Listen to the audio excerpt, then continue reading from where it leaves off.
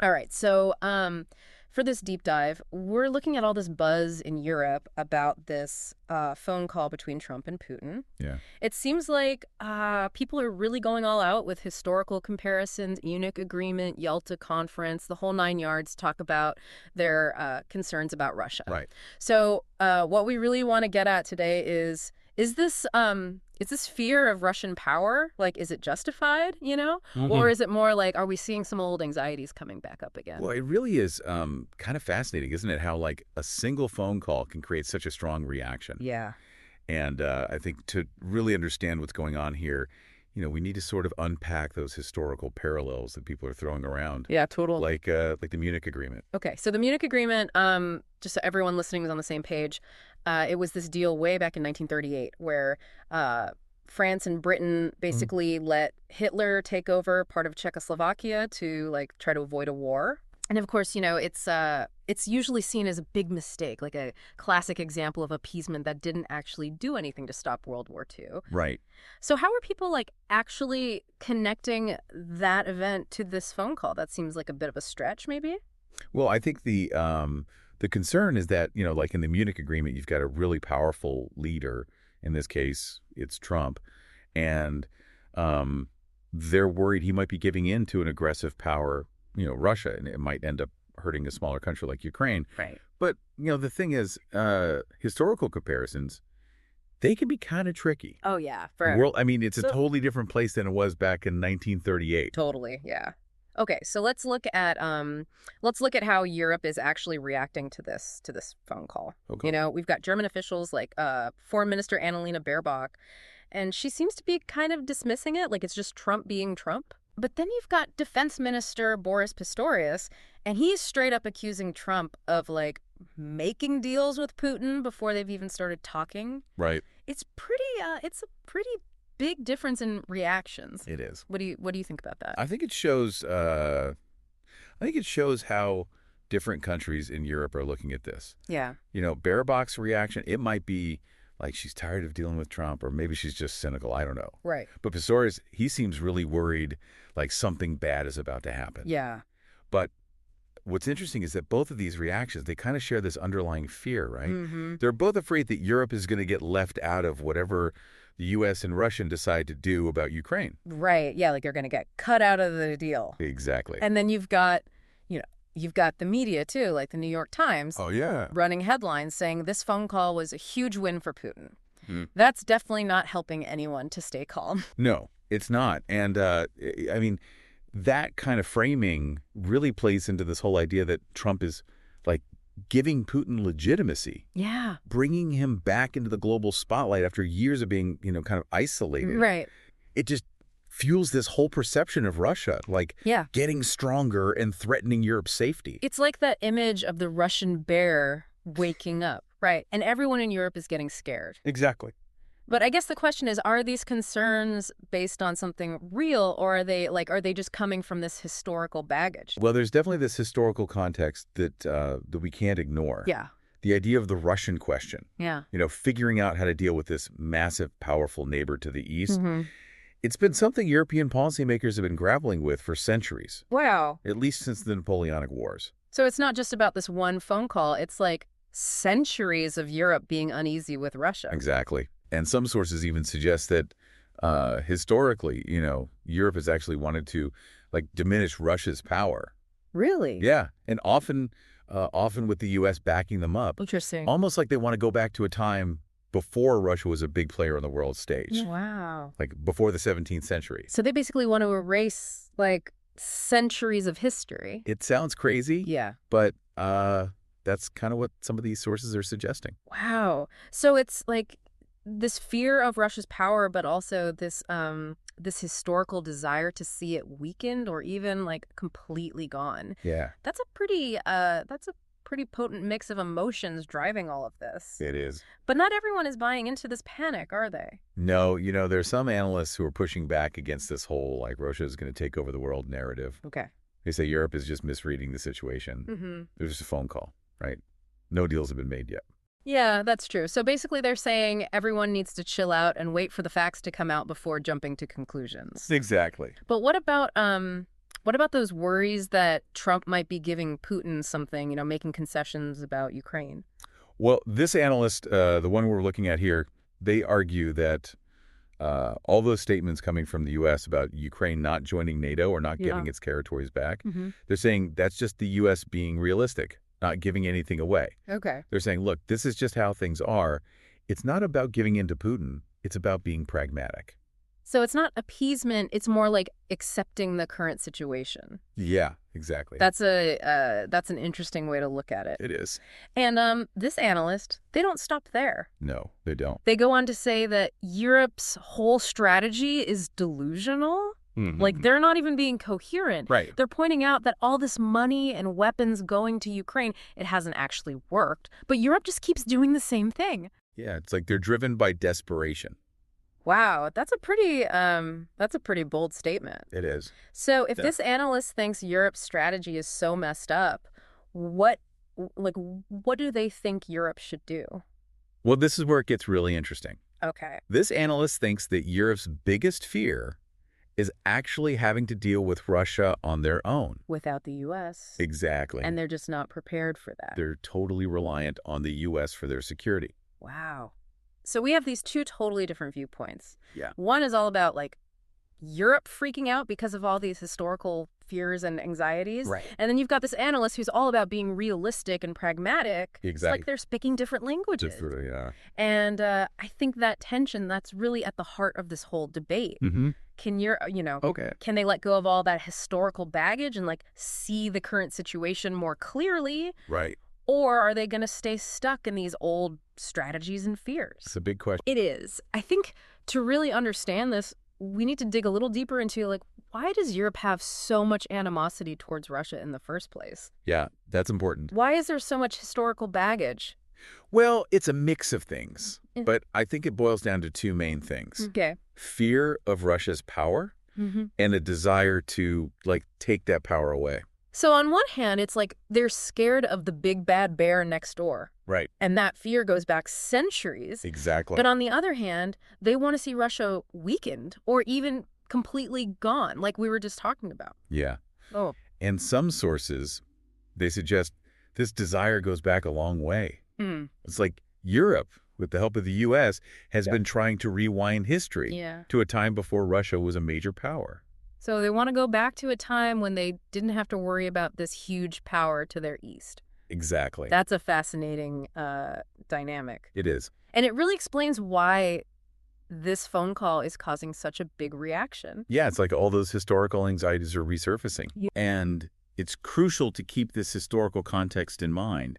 If we want to understand the challenges that European leaders are facing right now, can they overcome these deep-seated fears and approach Russia in a more pragmatic and realistic way? That's the big question, isn't it? It is. Okay, so we've looked at the historical context, the current anxieties, and all the different opinions on this Trump-Putin phone call. Right.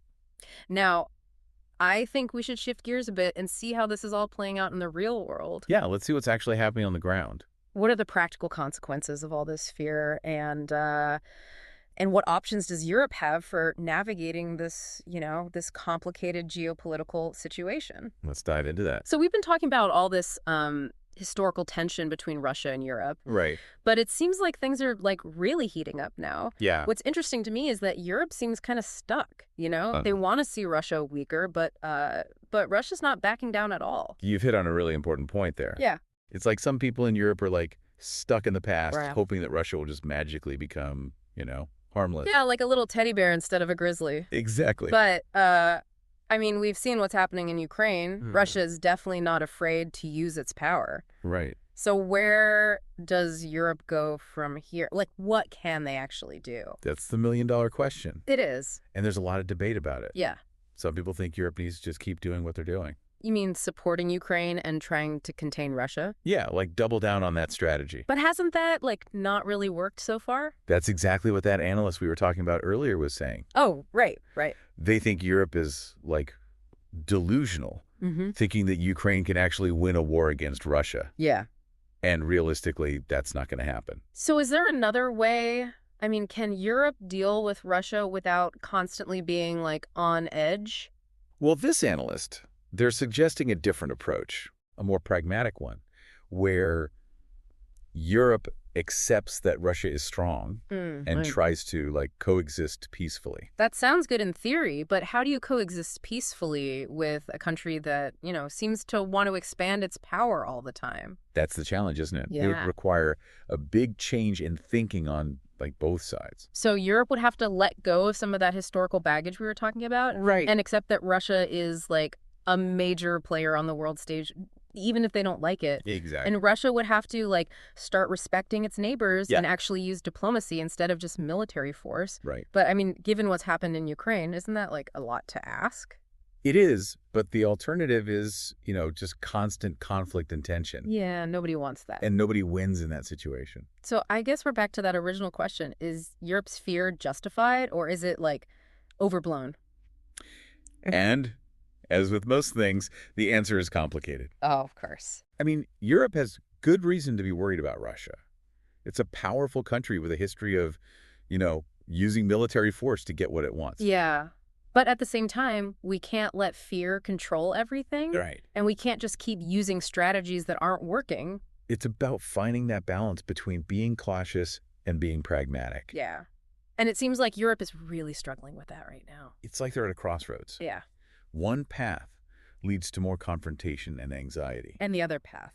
It means facing those historical fears and accepting that Russia is powerful and it's not going away. And that's a really tough choice. It is. This whole situation really shows how, like, history and power dynamics and perceptions, they all get tangled up together. Yeah. And Europe is trying to figure out this really complicated puzzle. It reminds us that the past never really goes away. Especially in geopolitics. Right. It still shapes how countries interact with each other. So we need to be really clear-headed and question our assumptions. Because sometimes the biggest danger isn't the enemy you can see. It's the fear that messes with your judgment. Exactly. So, why should our listeners care about all of this? That's a good question. Why does this stuff happening in Europe matter to them? Well, the world is so interconnected now. Yeah. What happens in Europe affects everyone. Right, like energy prices, global security. Exactly. It's all connected. So something happening in one part of the world can have ripple effects everywhere. Exactly. So understanding the history, the different perspectives, the fears, and the potential solutions. That's all important. Yeah, it helps us make sense of this crazy world. It's about giving yourself the knowledge to navigate a world where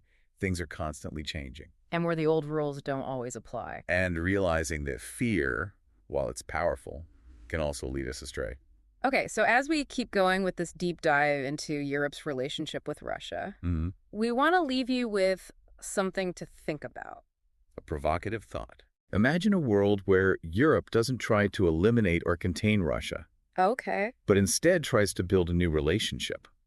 Based on, like, mutual respect and cooperation? Exactly. What would that even look like? It's a big question, It is. and it's one worth thinking about. Definitely. We encourage you to consider this as you follow these developments, because history doesn't have to determine the future. That's a good point. With clear thinking and brave leadership, even the toughest conflicts can be resolved. That's what we'll continue exploring in the next part of this deep dive. It almost seems like Europe is kind of stuck in the past, Like they're replaying these same fears and anxieties from, like, centuries ago. Yeah. I mean, I get it. The historical comparisons, they make sense. Right. But do you think maybe they're, like, getting in the way of seeing the situation clearly? It's definitely possible. Yeah. Historical analogies, they can be useful, Mm-hmm. but sometimes they can also make us miss what's unique about the present.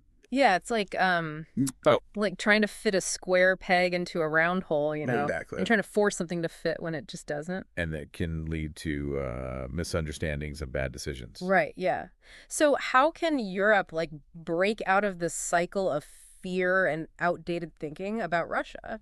Well, they have to make a real effort to, like, challenge those assumptions, Yeah. those really deep-rooted ideas about Russia, Mm-hmm. and try to see Russia's motivations and goals in a more nuanced way. So move beyond, like, those simple stories of good versus evil Exactly. or aggressor versus victim. The world is messy. Yeah, It's complicated. totally. There aren't always easy answers Right. or clear heroes and villains. And that also means actually talking to Russia, right? Yeah. Not just through sanctions or military stuff, Yeah. but through actual dialogue and diplomacy. Exactly. Building trust, especially when there's so much bad history. Yeah, it takes time. It's And it's hard. But it's got to be done if Europe wants to have any hope of, peace and security. Right. But, I mean, looking at things now, it seems like a really, really difficult task. It won't be easy, that's for sure. Yeah. And it's not just about Europe and Russia. It's about Europe's role in the world. Exactly. Like we were talking about Europe relying on the U.S. for security. Right. For decades, Europe has depended on the U.S.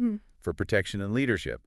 But the world is changing. Yeah. Power is shifting. It's becoming more multipolar. So Europe needs to step up. They need to be more active in shaping their own future. So they need to develop their own, strategic autonomy. Exactly. Both militarily and diplomatically.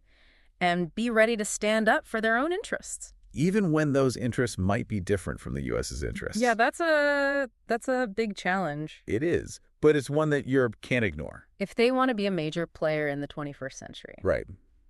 Okay, so as we wrap up this deep dive, we want to leave you, our listener, with this final thought. The future of Europe's relationship with Russia and Europe's place in the world, it's still being written. And the choices that Europe makes now will have a huge impact. On everyone. For generations to come. It's a time of uncertainty. But also a time of opportunity. A chance for Europe to break free from the past. And create a new path forward. A path based on dialogue, cooperation, and a shared vision for a better future.